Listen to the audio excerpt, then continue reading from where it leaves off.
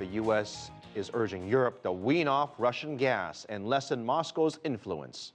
Washington is asking the region to stand together and end Russia's use of energy as political leverage. That is the latest move by the U.S. to pressure Russia for its actions in Crimea, on top of the international sanctions against Moscow.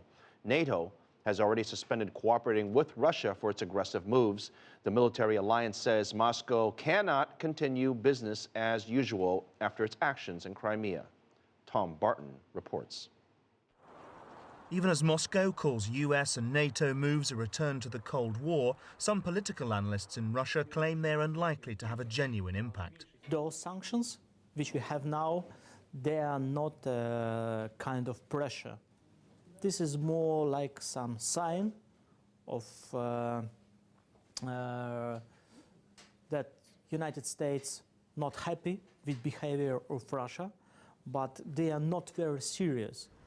Russian moves to incorporate Crimea have led to a suspension of practical cooperation with the NATO military alliance.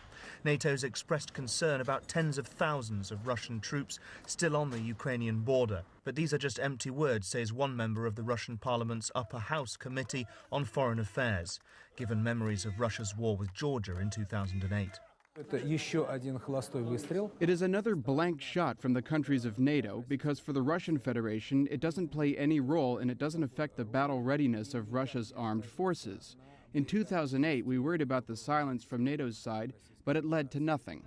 However, there are concerns that further sanctions could damage Russia's economy and companies, especially when it comes to trade with the US. They already have a problem with American companies. They do not have any official sanctions, but for example, they do not give some kinds of goods, for example, for Russian companies, and so on.